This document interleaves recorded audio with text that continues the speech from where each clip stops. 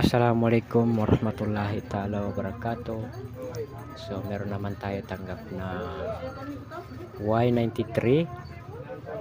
Magpapalit pa tayo ng LCD dahil na blackout daw ang kanyang LCD. So pagsukat ko ng LCD, tamang tama. So yun ang sira, LCD. So wala tayong magagawa. Sinabihan ko yung may-ari na palitan natin yung LCD. So okay naman, sa halagang 1.4 pumayag naman po siya, pero kasama na yung tempered, sabay linis na rin. So guys, ito po ang ating gagawin sa araw na ito. Maglilinis tayo upang may kabit natin ang kanyang bagong LCD.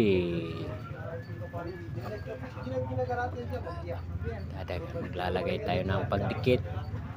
Around po tayo maglagay guys, para maganda ang kanyang dikit. Hindi yung apat na bahagi lang ng frame ang nilalagyan. Yung sa akin talagang pulido, para kahit papano hindi papasok ang tubig.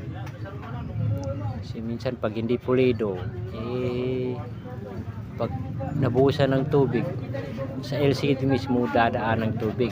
Pero ito at least walang masabi ang may-ari.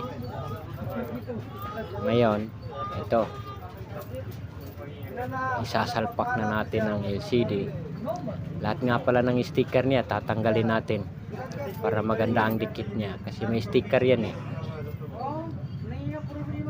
Ito ngayon, lagay natin ang mga lahat ng kailangan para matapos na at makuha na ng may-ari ang unit.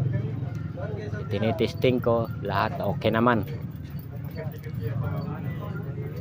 Ito,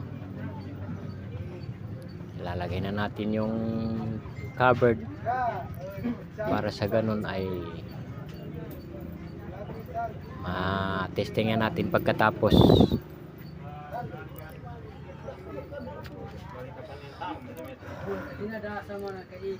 Comment at share lang po sa magkakapanood.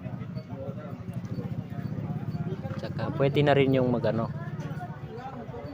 mag-bash para maulit natin yung gawa natin kung sakali. Ayan po.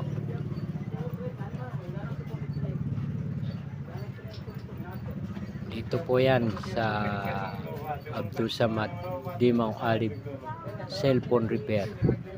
O try natin. Ayan. So okay. Good. Ayan, ayos.